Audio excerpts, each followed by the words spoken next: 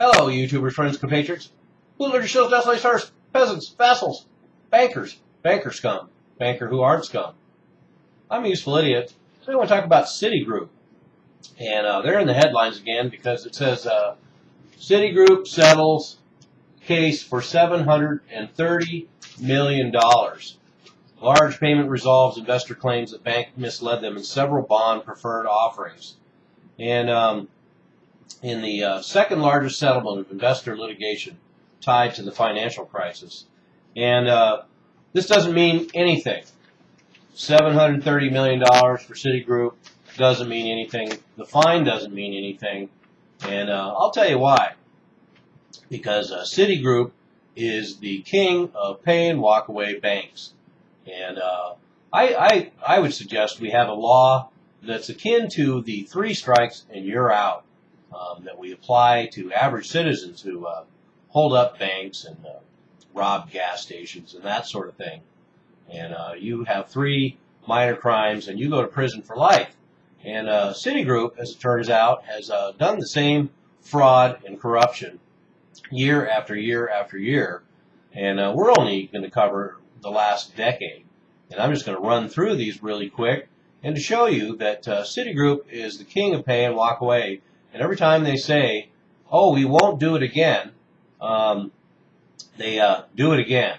And this new $730 million cost of doing business tax/fine is no exception.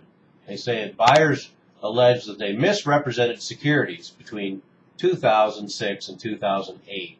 So that's what this new fine is about. And when I run down through all of these pay and walk aways, bear in mind that in almost every single case, they don't admit they did anything wrong. And there are no actual criminal charges, which is shocking. So let's run through these. So in 2002, they were fined $215 million. Federal Trade Commission charges of systemic and widespread deceptive and abusive lending practices. That sounds familiar.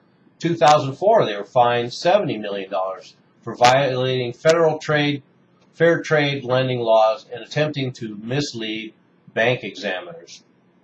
2004, fined another $10 million for government overbilling on Medicare expenses reimbursements. And they've been doing that for 12 years. And in 2004, they also were part of a combined fine of $2.65 billion against Citigroup as WorldCom's lead banker. And then 2005, they were fined $20 million, accused of keeping from customers that brokers were paid to recommend certain mutual funds. Then also in 2005, they were fined $21 million, along with JP Morgan and American Express, for violations in sales of mutual funds. Oh, wait a minute. That's the same thing that they did the last time just before that. 2005, they were fined $2 billion to Enron Core investors who accused it of helping engineer a massive accounting fraud at the energy trader. So let's not forget that Citigroup and Enron were tied into that debacle together. Then in 2005, they were also fined $25 million for UK securities fraud.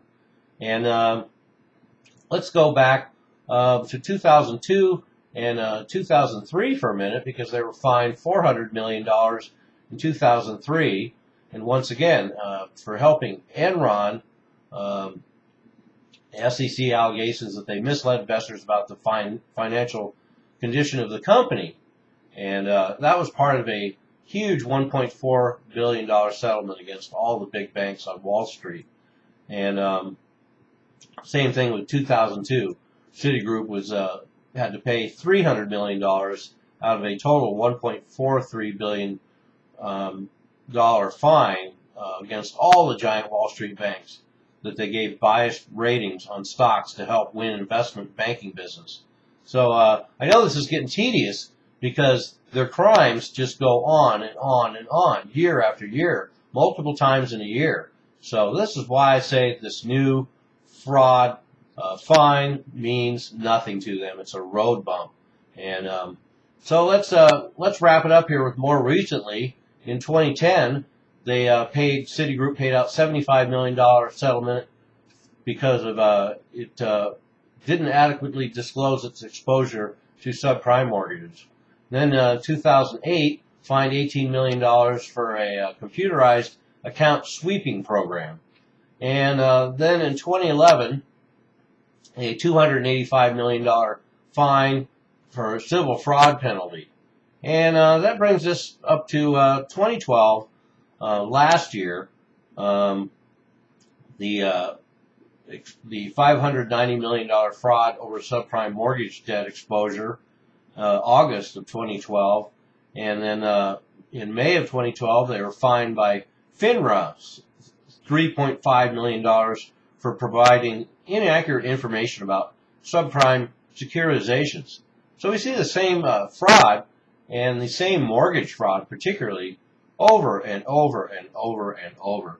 And then February 2012, $158 million mortgage fraud charges. So that wraps it up. There's a nice pedigree. So what do we have? 1, 2, 3, 4, 5, 6, 7, 8, 9, 10, 11, 12, 13, 14, 15, 16. Let's just round it off and say 20 times in the last 10 years. 2 fines a year, and here we are again at $730 million paid out, and it won't be the last time either. But there you have it. Good, fine, shining example of our banking system, our pay and walk away, the collusion of all the regulators, the regulations themselves, the government, our congressmen, the lobbyists, all the other banks, everyone involved. Fraud. Everywhere. Systemic fraud. I'm a useful idiot. Don't you be one too.